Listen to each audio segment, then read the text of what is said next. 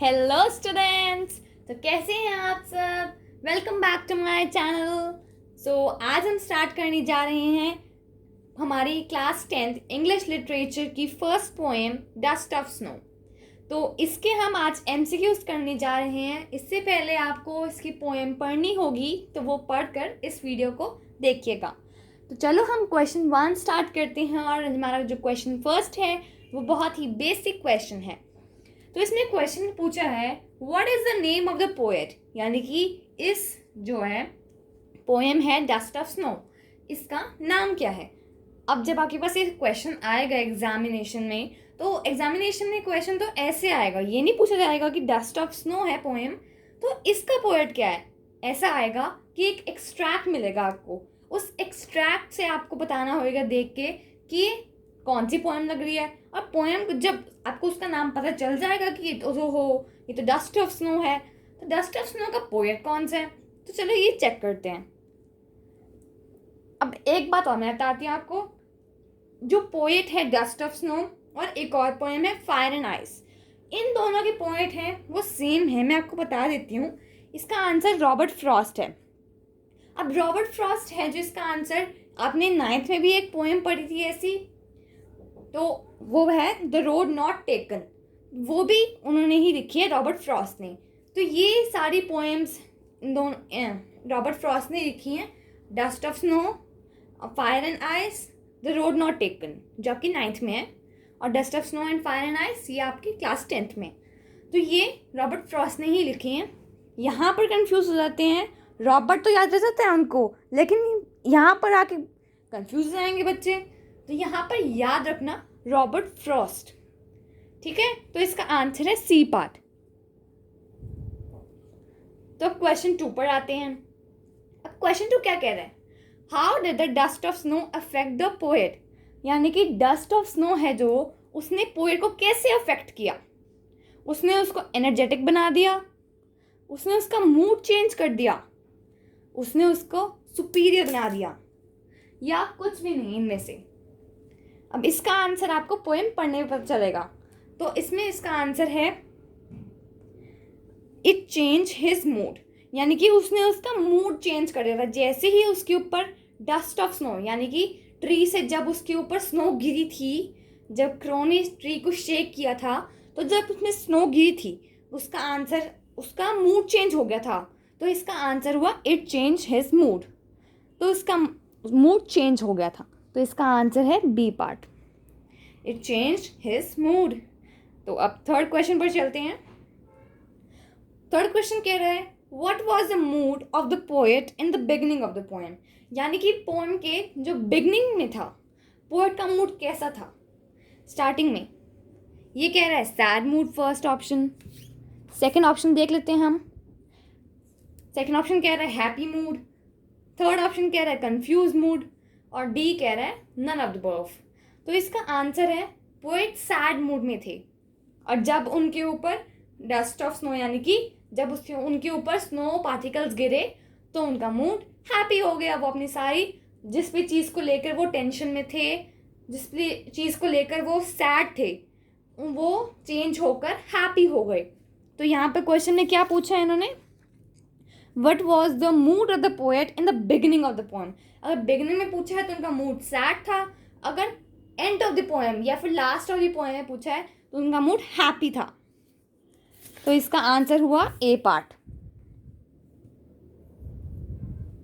ठीक है। तो अब क्वेश्चन 4 देखते हैं। क्वेश्चन 4 कह रहा है what did crow shake on the poet. अब ये मैंने आपको ऑलरेडी बता दिया। तो क्रो ने क्या शेक किया था पोएट पर, यानी कि पोएट पर क्या गिरा था जो क्रो ने शेक किया था, यानी कि क्रो ट्री पर बैठा हुआ था, तो क्रो ने ऐसा क्या शेक किया। और हमारे चैप्टर का यानी कि पोएम का नाम ही यही है डस्ट ऑफ स्नो, तो क्या किया था इसका आंसर आप बताओ। हाँ, डस्ट ऑफ स्नो, क्योंकि हमारे पोएम का नाम ही डस्ट ऑफ स्नो है और ट्री के ऊपर होती है, क्योंकि उस टाइम जब स्नोफॉल होती है तो फिर वो ट्रीज के ऊपर कलेक्ट होती है ना, तो क्रो उसके ऊपर आकर बैठा था या फिर बैठा हुआ था, उसने अपने विंग्स को फ्लैप किया था। ये कंडीशन हमें बताई नहीं हुई है, तो हमें एज्यूम करनी पड़ेगी कि इस पर क्रो बैठा हुआ था या फिर आया था। तो जब अगर हम एज्यूम करते हैं कि क्रो उस पे बैठा हुआ था, उसने अपने विंग्स फ्लैप किए थे, तो जो उस पर dust of snow Giri poet पे, वो फिर डस्ट ऑफ स्नो ही तो हुई, क्योंकि स्नो पार्टिकल्स ही तो थे उस ट्री पर, ठीक है। डस्ट ऑफ ट्री नहीं कहेंगे उसे, क्योंकि उस टाइम स्नोफॉल हो रही थी और हमारे पोएम का नाम ही डस्ट ऑफ स्नो है। तो यहाँ पर आंसर है डस्ट ऑफ स्नो, तो इसका आंसर सी पार्ट। अब क्वेश्चन 5 क्या कह रहा है? क्वेश्चन 5 ये कह रहा है the crow and hemlock tree symbolise dash. अब मैं आपको बताती हूँ, क्रो जब कहते हैं ना, तो हम ये कहते हैं कि मतलब वो बैड लक लेके आता है, यानी कि अपशगुन हो जाता है, ऐसे बोलते हैं हम। तो हम उसको तो बैड सिंबल मानते हैं, एक सिंबलाइज। तो बैड सिंबल में से यहाँ पर डेथ नहीं कह सकते, बैड सिंबल यानी कि डेथ मतलब तो नहीं होता, सेलिब्रेशन भी नहीं हो सकता क्योंकि बैड है, हैप्पीनेस भी नहीं हो सकता, सोलो कह सकते हैं। लेकिन अब यहाँ पर सेकंड भी देख लेते हैं हम, हेमलॉक ट्री कैसा होता है, और पोएट ने हेमलॉक ट्री ही क्यों लिया? हेमलॉक ट्री एक पॉइजनस ट्री है, वो कोई और ट्री भी ले सकते थे, ट्री तो ट्री होता है, स्नो तो जिस पे मर्जी भी गिरे। तो हेमलॉक ट्री ही क्यों लिया और क्रो ही क्यों ली? क्रो के अलावा और भी तो बर्ड्स होती हैं, बहुत ब्यूटीफुल बर्ड्स होती हैं, उनको भी तो ले सकते थे, वो इसीलिए लिया क्योंकि। तो अब क्रो और हेमलॉक ट्री क्या सिंबलाइज कर रहे हैं? सॉरो, क्योंकि क्रो की जगह पोएट कुछ और भी ले सकते थे, कुछ सुंदर सुंदर बर्ड्स भी ले सकते थे, कोई और नाम ले सकते थे, हेमलॉक ट्री की जगह कोई और ट्री भी ले सकते थे, लेकिन उन्होंने ये नेगेटिव सिंबल्स लिए। वो ये दिखाना चाहते थे कि नेगेटिव सिंबल्स होने के बावजूद भी ये किसी पर्सन को अंदर, जैसे वो सैड मूड में थे तो सैड मूड से हैप्पी मूड में लेकर आ सकते हैं। तो अब इसका आंसर क्या हुआ? ए पार्ट, सॉरो, ठीक है। तो अब नेक्स्ट देखते हैं। तो अब नेक्स्ट क्वेश्चन है जो हमारा 6th क्वेश्चन, वो कह रहा है what does dust of snow represent, यानी कि डस्ट ऑफ स्नो रिप्रेजेंट करता क्या है? अब चेक करते हैं। फर्स्ट ऑप्शन है healing power of nature, second option particles of snow, third option cool weather, fourth option none of the above. तो यहाँ पर हमें सबसे पहले देखते ही, अगर हमने चैप्टर अच्छे से डीपली रीड किया है तो ए पार्ट और बी पार्ट दोनों लगेंगे। अगर हमने सिर्फ चैप्टर समझने के लिए और पेपर पास करने के लिए लिखा है, मतलब क्वेश्चंस आए और हम कर दें सॉल्व, तो आपको बी इसका आंसर लगेगा। लेकिन इसका आंसर ए है, क्योंकि मैं आपको बताती हूँ क्यों है।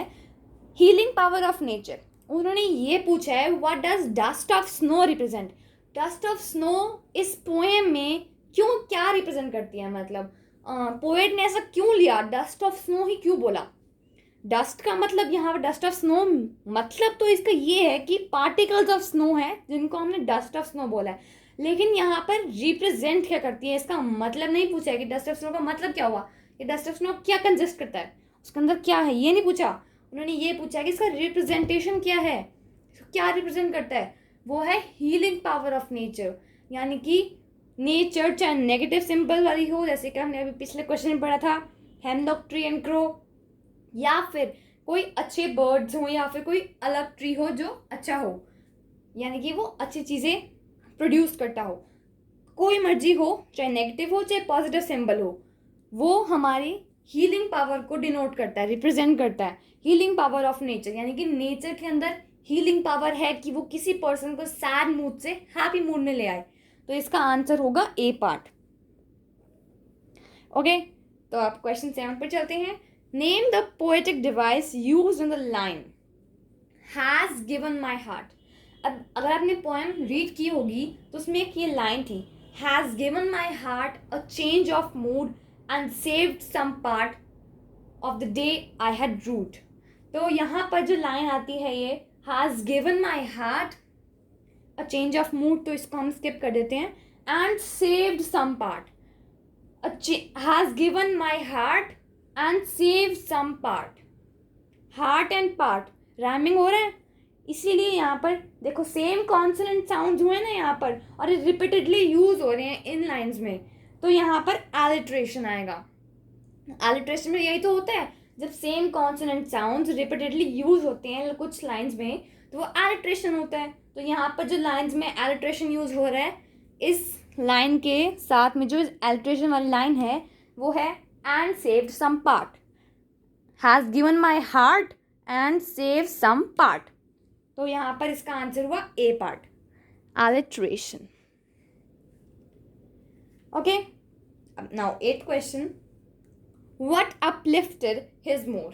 यानी कि जो यहाँ पर his का मतलब पोएट हुआ, पोएट का मूड ठीक कैसे हुआ? अपलिफ्टेड यानी कि उठ गया, यानी कि हैप्पी कैसे हो गया, ठीक कैसे हुआ उनका मूड?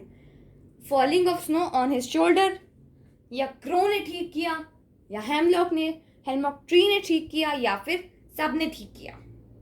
अब इसका आंसर फिर से बहुत बच्चे करेंगे ऑल ऑफ द अबव, लेकिन नहीं, इसका आंसर है falling of snow on his shoulder. ये तो सारे सिंबल्स थे, ये तो सारे वो मतलब कह सकते हैं जरिया था जिनकी वजह से ठीक हुआ, मतलब सब कुछ हुआ, लेकिन ये इन्होंने किए थे, लेकिन जो एक्चुअली जिससे उनका मूड ठीक हुआ वो तो फॉलिंग ऑफ स्नो ही था ना। क्रो और हेमलॉक ट्री ने तो अपना अपना काम करा, लेकिन जिसने सबसे ज़्यादा उनके हार्ट को टच किया, क्रो को देखते ही उनके हार्ट में फीलिंग्स नहीं आए, वो सैड मूड से हैप्पी में नहीं हुए, ट्री को वो देखते हुए नहीं हुए, वो अपना मूड उन्होंने अपना इसलिए अपलिफ्ट हुआ उनका मूड जब उनके ऊपर स्नो गिरी। समझ रहे हो ना? उनके ऊपर, उनके शोल्डर के ऊपर स्नो गिरी थी, और वो हेमलॉक ट्री पे थी स्नो, और क्रो की वजह से गिरी थी, लेकिन उनका मूड तो स्नो के गिरने से हुआ था ना ठीक। ये तो सिंबल ही है एक तरह से, तो इसका आंसर डी तो नहीं होएगा, इसका आंसर ए होएगा। समझ आ गई? क्योंकि उनका मूड ठीक हुआ था, वो तो सिर्फ गिरने से ही हुआ था ना, वो तो उनसे नहीं हुआ था, वो तो उन्होंने अपना काम किया, लेकिन उनकी वजह से ठीक नहीं हुआ उनका मूड। तो इसका आंसर हुआ ए पार्ट। ठीक है, अब क्वेश्चन 9 देखते हैं। Why does the poet call it dust of snow? अब पोएट ने इस पोएम में और जो पार्टिकल्स गिरे थे उनको डस्ट ऑफ स्नो क्यों कहा? जो उसके शोल्डर पे गिरे थे, उनके शोल्डर पर, उनको डस्ट ऑफ स्नो ही क्यों कहा? सिर्फ स्नो क्यों नहीं कहा, या फिर कुछ और क्यों नहीं कहा, डस्ट ही क्यों कहा? अब इसका आंसर हमें इस क्वेश्चन में मिलेगा। अब फर्स्ट क्या कह रहा है हमारा? Snow particles were too tiny. तो ये ठीक है, क्योंकि स्नो पार्टिकल बहुत ज़्यादा छोटे थे। अब बी पार्ट क्या कहता है? They came over him like dust, ये भी ठीक है।